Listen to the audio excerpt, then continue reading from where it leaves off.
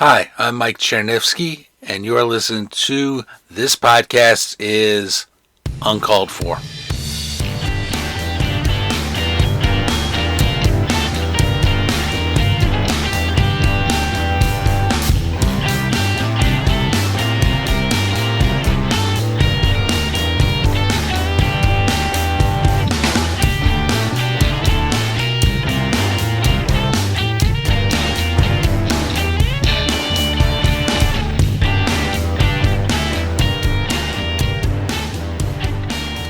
Hello, everybody. Welcome once again to the podcast.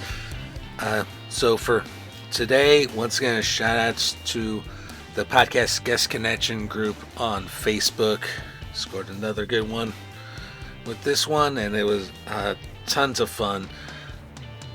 So today we're actually talking Ted Lasso. For context, once again, I was a freshman at Shawnee Mission West High School, while Jason Sudeikis was a senior at said high school.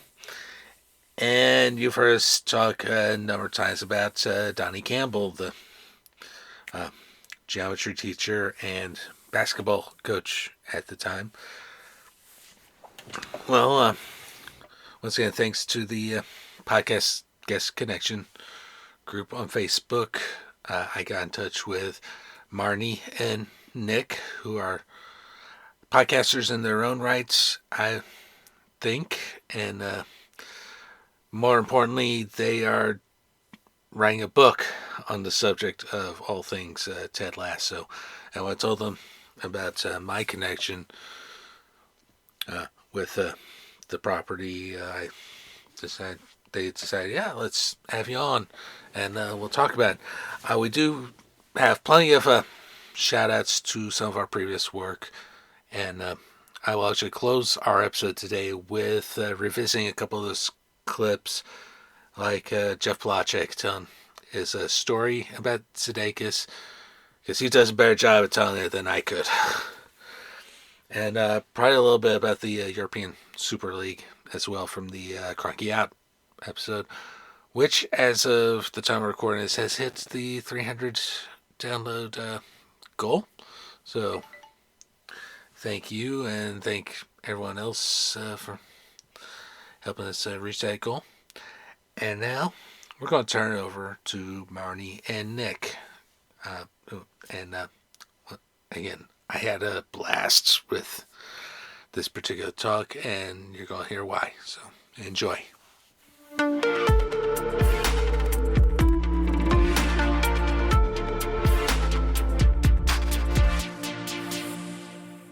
Yeah, let's get started.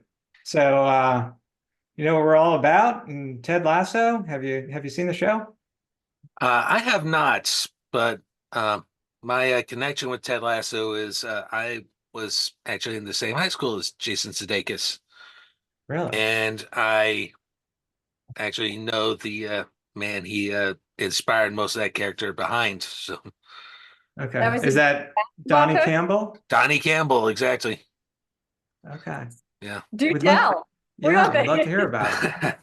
So Jason was a senior at Shawnee Mission West during my freshman year at said high school. And in addition to being the basketball coach at West, Donnie Campbell was a math teacher, specifically geometry. Right? Right? I was a geometry teacher, so I'm a fan already. All right. So even though I'm a tall guy myself, I didn't play basketball, but at least not, not competitively for West. But Campbell, I was because I had run into him as coach, as in football in particular as well. But as a teacher, this is Campbell. Yeah, you walk in, hey, what's going on? Nothing. Staying out of trouble? Yeah. Who is she? Or who is he? Yeah. We being golly. That's another one. My favorites though is quit cheating, go on start smacking. Right. So yeah, Donnie Campbell is a very quotable individual, and obviously he had an impact on me and on Mr. Sudeikis as well. So, Okay. All right. Very, and I don't know the answer to this question. Is he's still with us, right? Is he still teaching? Do you have any Campbell, idea? yeah, from what I understand, he's still here in the Kansas City area and still teaching. I think he's in the Lee Summit School District now. Okay. Okay. Uh, I wonder how it's so do you like going to the same school? Like I went to the same school as Craig Biggio, right? Not mhm. not the biggest name, but he's a Hall of Fame baseball player, right? So I've seen I was Craig whole Biggio play in person. So, yeah, he's not a uh, big guy, in but fact, since you mentioned Craig Biggio, the last baseball game I went to prior to the players' strike in '94, uh-huh. Rockies at Astros at the Astrodome Okay. when Well, there you Biggio was a catcher. yeah, Yeah, yeah. Before they moved him to second base and all over the right, place. right. But anyway, I think about it, I always kind of relate to the fact that, I went to school with, he's probably the most famous person I went to school Yeah, with. I mean, do the people that you went to school with, I don't know if you still keep in touch with them. And Craig Biggio was a couple years older than I was. right. So, I didn't really know him. My sister and brother did, but do you kind of feel like a connection to Jason Sudeikis going to that same school? Was he well thought of? What's your perspective Well, on that? I actually have a example of this on my podcast. I interviewed my very old friend Jeff Polaschek. Um, Jeff, I've known since I was 8 years old, Hmm. and he is kind of a celebrity around here. He was the drummer in a band called initially it was called Thulium, later became Anything But Joey. Okay. And tying this back to Campbell's class, their singer Matt Groby was also in that class. Oh, wow. All right. Wow. All roads lead to Mr. Campbell. Right, right. Uh, but Jeff, when I had him on, he relayed a story about meeting Jason at the spring show. I was, I want to say he told us he was telling a joke, so along the lines. I'm going by memory right now. So it was I was on a golf course today, got stung by a bee, and went to the doctor. He's asked where was I stung. I told him it was between hole number one and hole number two. And the doctor said, well, you need to widen your stance. I Yeah. heard that one before. That's fun. Yeah, that's a pretty funny. I also, just for good measure, this is my freshman year yearbook. So Jason's senior year. I Okay. currently have it open to the basketball page and it has a quote from Jason Okay. that says, senior varsity guard Jason Sudeikis, believed to the Vikings defense, Tri-Mission West Vikings. Mm. Okay. Was the key to their successes. Sudeikis said, quote, our defense is usually pretty strong. We really emphasize it in practices. Yeah. There you go. Deep That's his thoughts wife. from Jason Sudeikis back in Right, high school. He's a right, lot more quotable as Ted Lasso. right, right. And I should also point out, Shy Mission West, Paul Rudd is also a West grad. He was like class of '87, I want to say. Okay. Okay. So he was way Wow. before me. Yeah, yeah. Wow. That's pumping out In some fact, the talent, first but time I that's ever fun. heard of Paul Rudd, I was in our school newspaper. The movie Clueless had just come out, Yeah. and they were talking all about him, and that's the first time I remember seeing Paul Rudd though was on Friends. So. Yeah. I don't remember him on Friends. I Mhm. always think of him as was he the Ant-Man. Ant-Man? The Ant-Man. Yeah, I guess that's more recent than anything else. Right. So so tell us about your podcast, right? I mean, what kind of content do you Sure. normally cover and what do you do? Yeah, no problem. So my podcast is called This Podcast is Uncalled For. Yep, saw that. Yeah.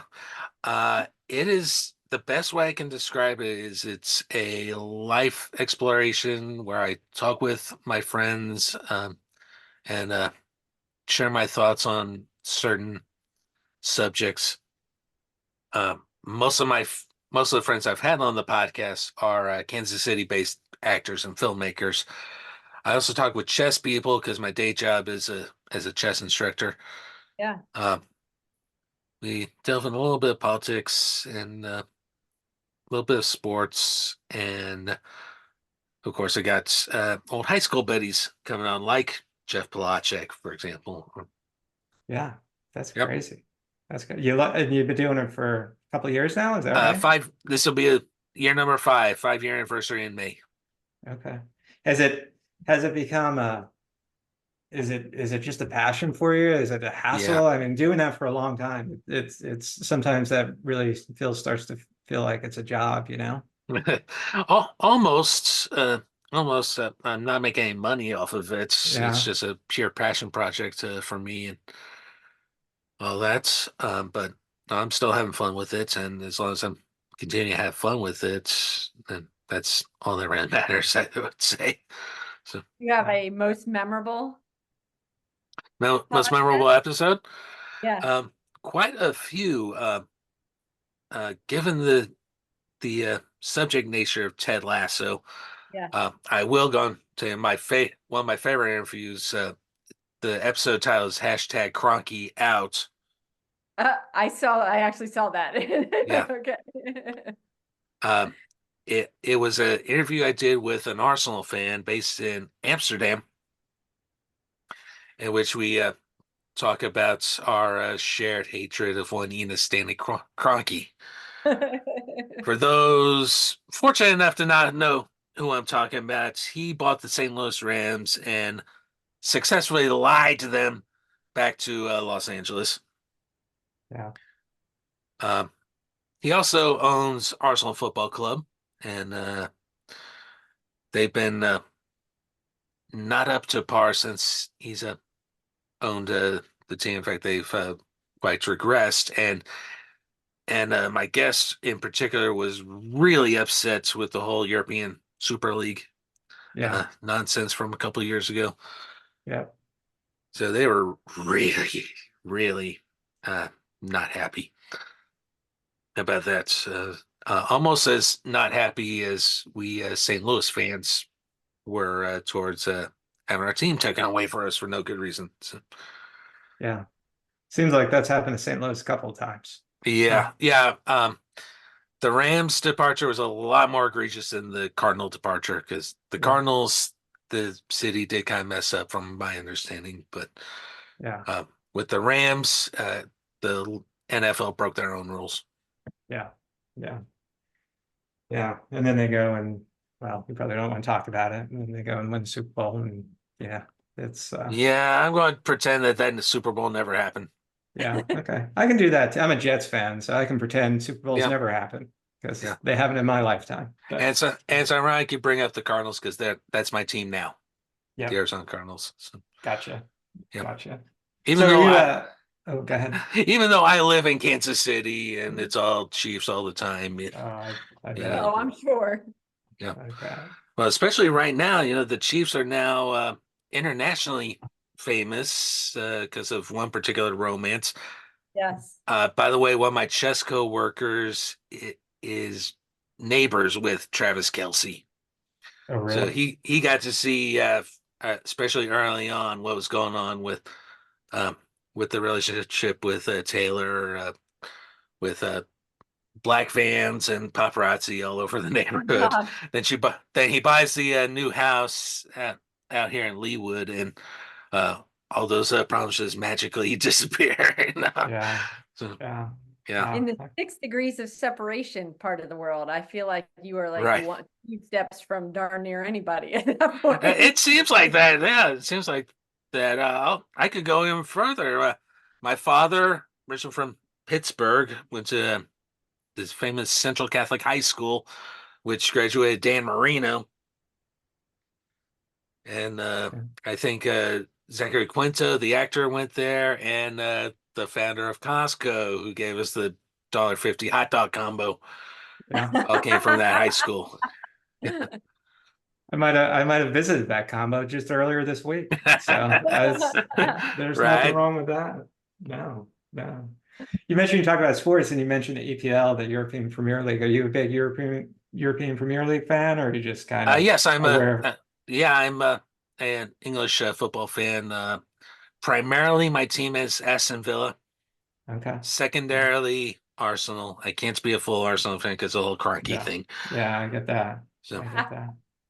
It's weird. It's kind of like Man City is just kind of taken over the world, and mhm. they're like the Yankees. It feels like of years past, right? But Well, that New York City FC, that's a, partnership of both Man City, the City Group, and the Yankees. So, yeah, yeah. yeah, no doubt. So you're a fan of. I gotta state this right out of the gate. You're a fan of European football. You went to same high school as Jason Sudeikis, and you still haven't watched Ted Lasso? Is it the Apple TV I, subscription that's holding you it back? You just is. don't watch it? It is. I'm not. It is. I'm already paying for Paramount for something else, so I'm not willing to shell out for Apple. But I did see like one clip, the Sheffield Wednesday clip. Okay. So that was Yeah. pretty funny. Wait a Yeah. minute, we're playing Sheffield Wednesday? Yeah, yeah. We're playing On, Sheffield on Saturday. Saturday, Yeah. yeah, yeah. Yeah. No, that's fantastic. Yeah, Yeah. we've rewatched it like, I don't know, dozens of times now in the making of our book. So we're always like, wait, we found one that hasn't read it? Yeah. Well, you hit all Yes. the qualifications, but the Apple TV is the last hurdle. I get it. I Yeah. get So it. you get a 7-day free trial. You can easily binge watch the whole first season, and then you'll be Okay. in that, just so you All know. right. Yeah. Good to know. Good to know. Yeah. I'll think about When I, that. when I told my daughter we were going to write a book, called Lead It Like Lasso, she said, about a TV show, Mom? And I said, she's 22. I said, before you start, you have to watch the first 3 episodes, and Mhm. then you can tell me whether or not this is a good idea. And after the third, so there's one character, Roy Kent, and everybody in the European football world has chants and cheers. I came in after she watched 3 episodes, and I kid you not, she's jumping around my kitchen yelling, Roy Kent, Roy Kent, he's here, he's Yeah. there, he's everywhere, right? So yeah, 3 was all it took, and she was in. She's like, I think that's a good idea, Mom. Do it. We love it. Yeah. Yeah. That's something else I've noticed about English football culture is the chants, and Yeah. there's some interesting ones. I can think of a couple of really good Arsenal chants that I really like. Uh, for Villa, since I did mention I'm a Villa fan, my favorite is simply a Villa, Villa, Villa, Villa, Villa, Villa, Villa. Or another one's like Birmingham, are you listening to the song we've been singing? Walking along, singing our song, shitting on the city as we go. Love it. I love it. Have you embraced all MLS here in the States? I've been to a couple of Sporting Kansas City games, and Okay. I really wish we had promotion and relegation in our soccer, and even more so than sporting, I'm more into the local amateur football scene. I support a local Kansas City team. They're called Santa Fe Wanderers, Okay. and they're just awesome bunch of guys to support. So Are they like USL, or are they just not even that level? they played the last couple of years in the UPSL, the Midwest Premier League, Okay. and yeah, don't get me started on USL either. Okay. So Right. And as well as the KCKM Adult Soccer League as well. So three different leagues for them. So okay. All right. It's funny you bring up the promotion and relegation rules. That was one of the first topics we started talking about with the book, and that was literally one of my favorite rules of all oh time. yeah. Even encompassing more than sports, right? I think it I don't understand. Well, I understand exactly why they do that. They don't do that here in the States, but Hmm. it just makes things so much more interesting. It really does. It really does. But yeah. So So anyhow, I'm curious how you got into chess. How I got into chess is I got into board gaming thanks to one Will Wheaton, and going to game nights, and one of the guys I normally game with turned out he was a chess instructor, and they were hiring. So that was December 2016 was my interview. I've been teaching since January 2017, mostly like after school programs and stuff. But I am a licensed United States Chess Federation tournament director. And here we go with celebrity again. I've been grateful enough and thankful enough to be in the same room as some grandmasters. You may have heard the names Magnus Carlsen, Hikaru Nakamura, Vishy Anand, and most recently, I kid you not, Gary Kasparov. Really? Wow. Yeah.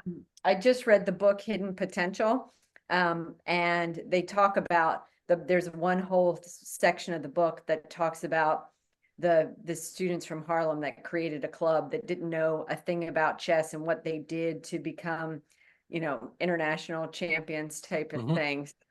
That's interesting because a lot of those names were mentioned in that book. Yep. You have Netflix? Have you ever watched Queen's Gambit? I did watch the Queen's Gambit. I did watch the Queen's Gambit. And, what are your thoughts from your expertise perspective with that one? Well, it's my introduction to the idea of adjournments in chess that doesn't happen anymore. For those who don't know what I'm talking about, that's when it's late in the day, you're both tired. They'll call it adjournments. Whoever's turn it is, they'll write down the next move, and then and then put it in an envelope. They'll write it in the envelope, and then the next day they open that envelope, and that's in the first move the next day. Makes sense. So they're not thinking overnight of what Oh, they're still thinking. strategy They're still going to be thinking overnight about what the next move is. Yeah. Because yeah. But yeah, interesting. Yeah. Okay. Yeah, most tournaments nowadays they'll finish on the day, so there's really no need for adjournments. So yeah. That's Treat. Yeah, no doubt. Yep. All right. Anything else to cover, Mike? Marnie? I was curious about all the background, and I have been intrigued. So I'm glad we got to chat. Yeah, absolutely. This is fun. All right. Awesome. Appreciate you having us. Yeah. And likewise. Yeah. Thank you. Yeah.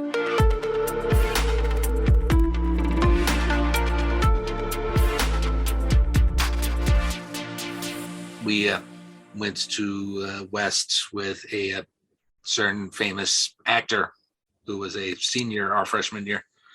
Ted Lasso? Yeah, Sudeikis. Yeah. I still have my yearbooks, all four of them, and I opened to the freshman yearbook, and they're right there in the basketball page. Is Sudeikis, and then the team photo. He's standing next to Steve. Right. And of course, Campbell was the coach, and Matt was actually in my geometry class with Campbell.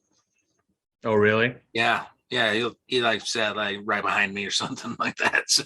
That's funny. Yeah, man. Small world, but man, what a great career Jason has ended up having. Yeah. I didn't actually remember him from West. Maybe you did, but I did remember him from West. I remember our freshman year, he was a senior, and he was hosting the spring show, which, there would be some skits and some dances for the dance team and all the things like that. And he told one of the funniest jokes I've ever heard in my life to this day on that show. And this is him being a senior in high school. And he was told the joke. He said, I was out on the golf course over the weekend and I got stung by a bee. and he went to the doctor. Mhm. The doctor says, well, "Where'd you get stung?" And he says, "Between hole number 1 and hole number 2." And the doctor said, "Well, maybe you need to widen your stance." That is pretty funny. I mean, for a high school kid, I thought that was pretty great. It was pretty funny. So, and I'd seen him, I'd done a couple forensics classes and things like that as well, speech and whatnot. And he was obviously huge in that. He was like a legend in that already. So I got to see him perform and do a couple, of those like improvised sketches or whatever. And it was just clear to me that he was like on a different level than everybody else.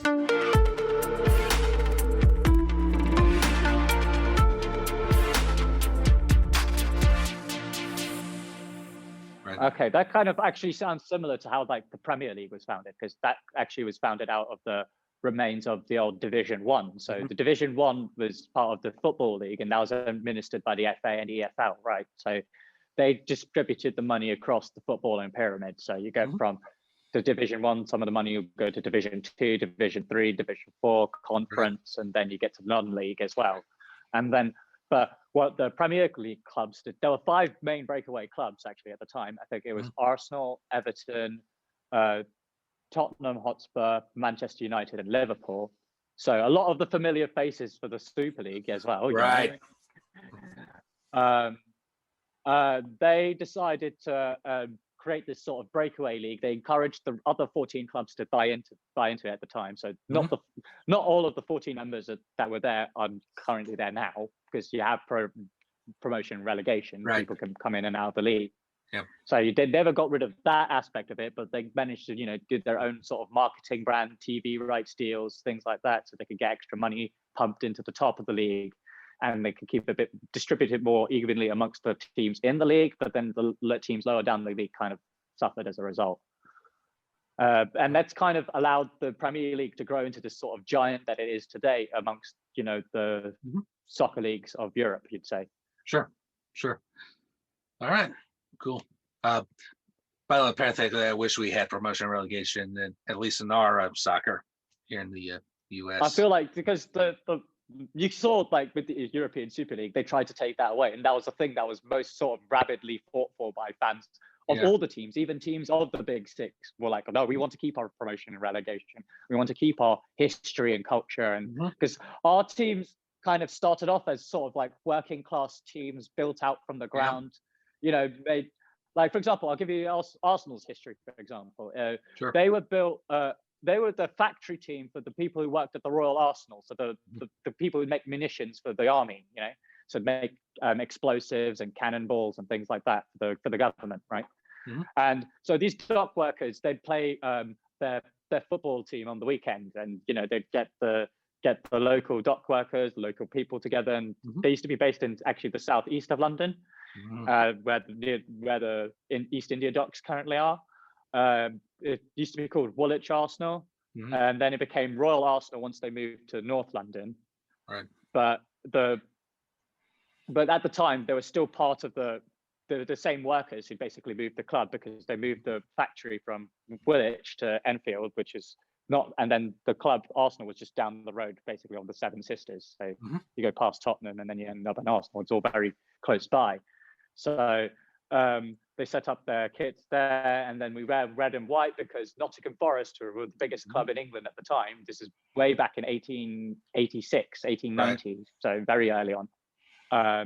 They got loaned red and white shirts by Nottingham Forest, and then that's been our colours ever since. And then we've been the only club to have never, I think one of 3 clubs to have never been relegated from Division 1 since we've been in it, since 1911. And it's people have had grown up, like it's generational, my dad grew up watching Arsenal, like I know people whose grandfathers and great grandfathers grew up watching Arsenal. And it's just it's a community vibe. It's not just it's not necessarily just a sports team. It's an extension of the community itself. Sure. I feel like football is a lot more localized because England is a lot smaller country than the United States. You Right. have a lot greater distances to travel. You don't really get you don't see everybody in your local area that often. That's right. I guess you're mostly in cars. It's quite suburbanized. I've been there a few times. I kind of get the idea. Whereas because England is one of the most densely populated countries in the world, actually, if you look at just from land area compared by population, everyone's kind of grouped together, everyone kind of knows each other. It's a bit, well, it used to be like that. Now, because London and places like that become mega cities, it's not quite the same as it used to be. And I feel that's kind of part of how the culture shifted, but still, there's a lot of ties to the local community you'd expect from football clubs, and that's kind of what's been lost over the years by the Premier League. But they've been selling us the illusion that this community vibe still exists, and that's how they've been making themselves profitable, which is kind of perverse in a way. You know, Stan Kroenke's been a big part of that, where he. Let me get into a bit of how he came into Arsenal. So he bought minority shares, a 9% stake from ITV, who used to be one of the main broadcasters in the UK for football games. But then when the Premier League came about, and then they lost a lot of their rights and stuff, the valuation of the company went down. So they wanted to sell their shares in Arsenal to recoup some losses. So they sold them to Stan Kroenke. So that's how he initially got involved with Arsenal. Then he started slowly buying up shares between the period of like 2007, 2008, till he got to about 29.9% stake in the company, which is crucial because anything above 30, he has to make a bid for all the shares under English football club the bylaws. I'm not exactly know what the legal term is for it, but they had a first refusal for sale, and there was other stakeholders as well who had fans who'd had minor stakeholdings in the club before. Some of these shares have been in the club for generations, you know. So in these people's families for generations, and then you have other people like who are involved with, say, the House of Lords at the time. So we had Lord Bracewell, Lady Nina Harris, and all of these sorts of upper class toffs, you know, who have like old money and old investments in the club. They were on the board at the time.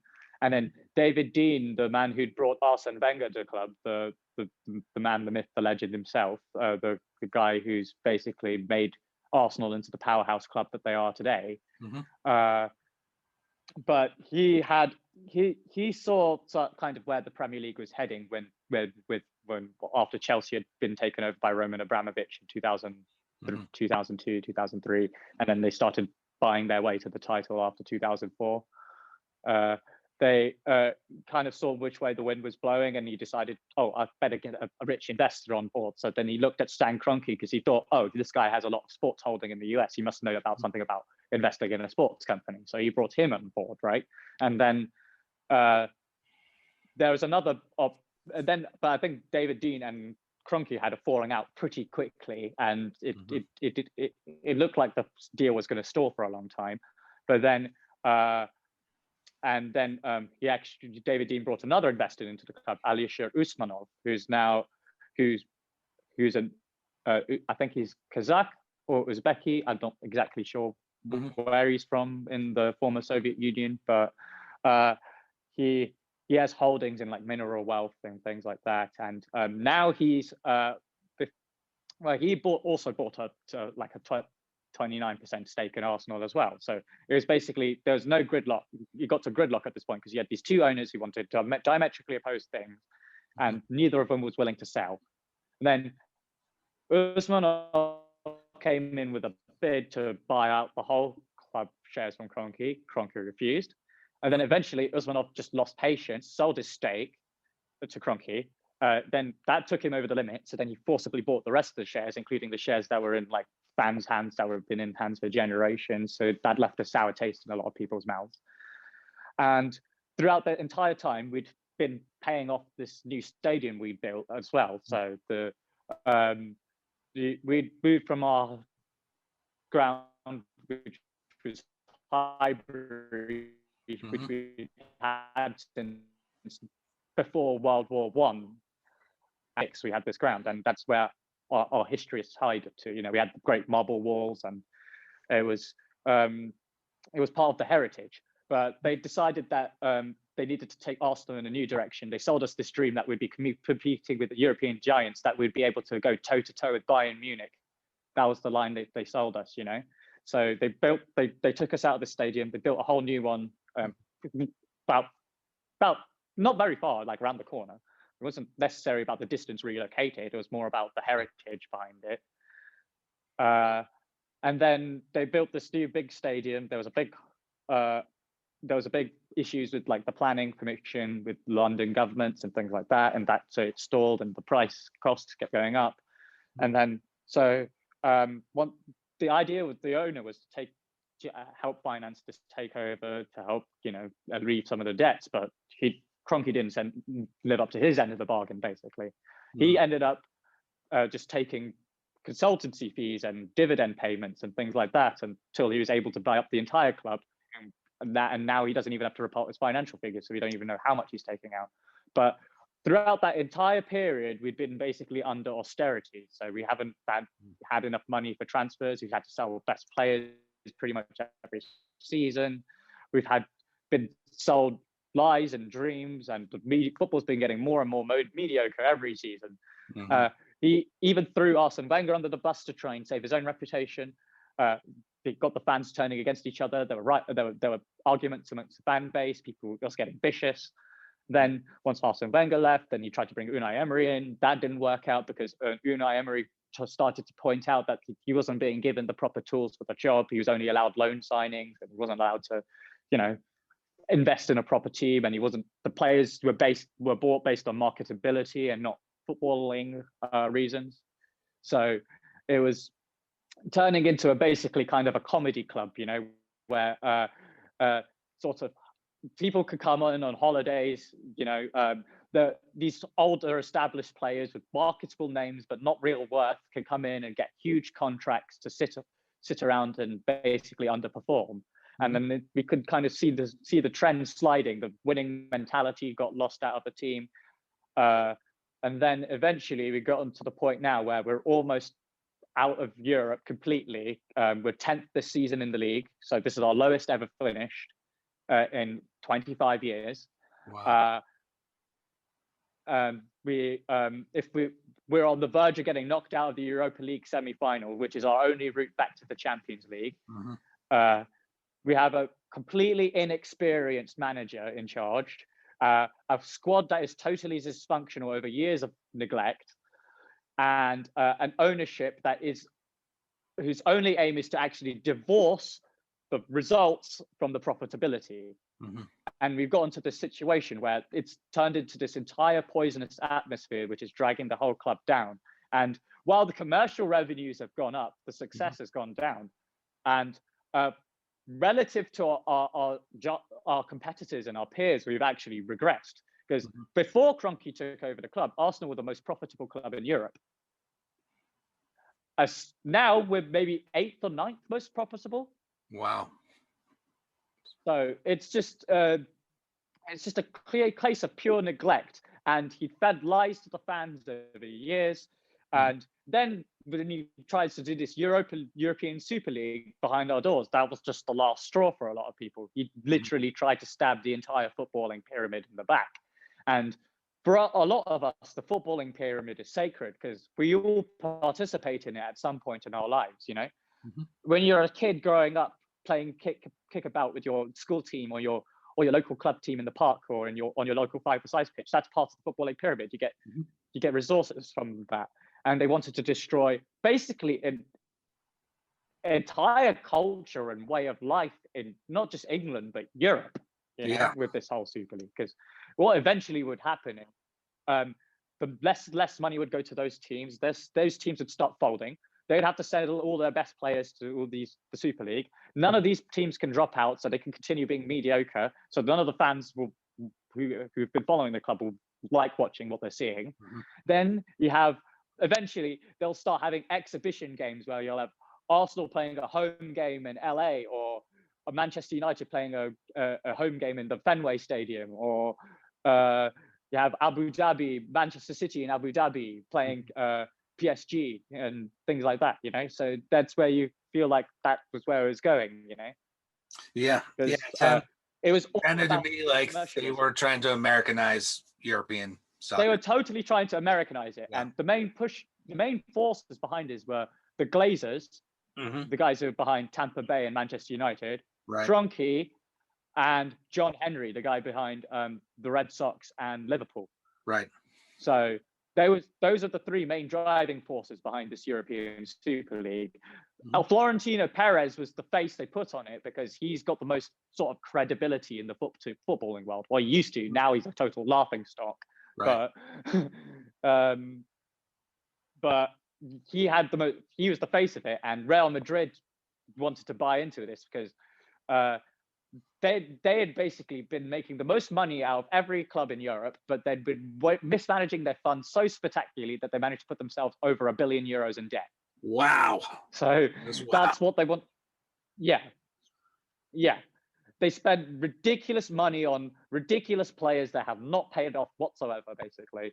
And they just feel entitled to keep robbing the rest of the Spanish league and robbing the other clubs in Europe to basically fund their gaudy monstrosity of a club. And they're the ones kind of who allowed them, Juventus, Arsenal, Manchester United, and Liverpool. They were the ones who kind of wanted this thing to happen because they were the big established clubs, and they were afraid of the new boys on the block, the Chelseas, the Man Cities, the PSGs, the Leicesters, even the Ajaxes. You have teams like that who could punch above their weight because I don't know if you get.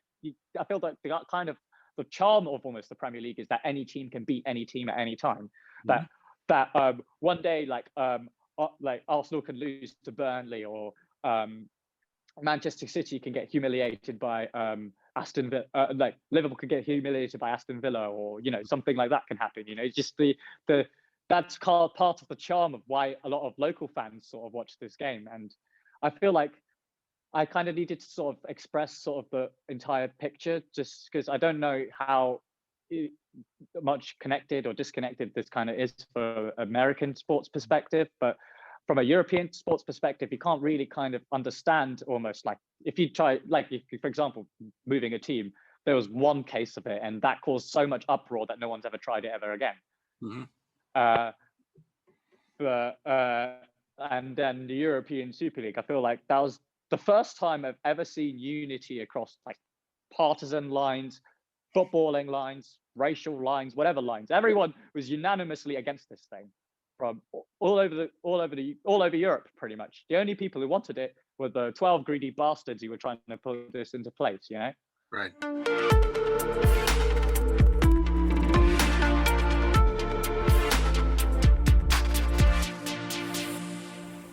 So that was a fun interview to conduct. So once again, thanks to Marnie and Nick for the opportunity.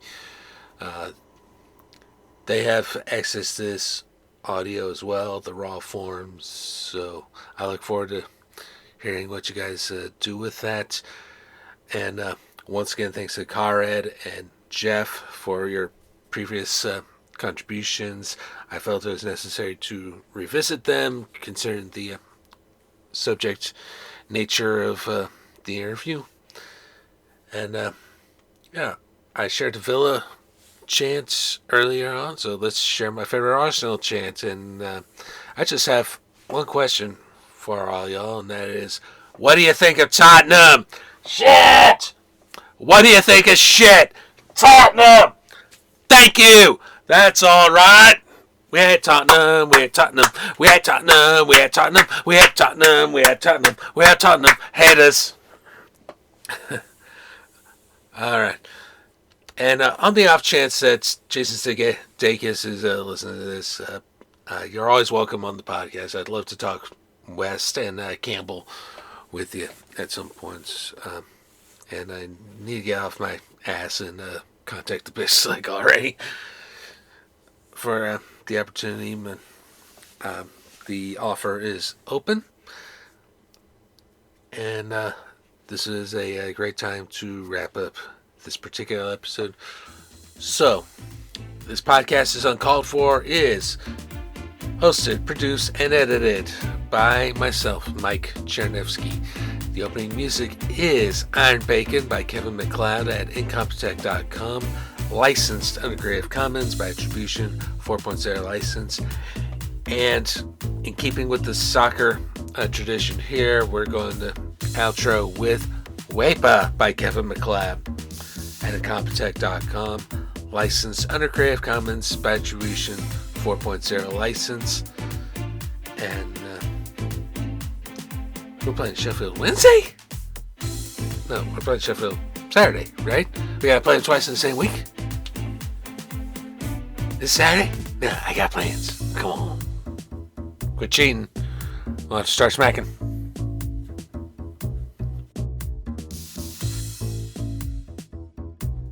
If you are in the United States or Canada, you can call us at 816-832-5160. Leave your message or question for us, and if we like it, we will play it on the podcast. Please support the podcast and purchase our exclusive Uncalled For merchandise. T-shirts, sweatshirts, mugs, stickers, and so much more. Go to www.cafepress.com/uncalledforpod. Thank you so much for listening. We will see you next time.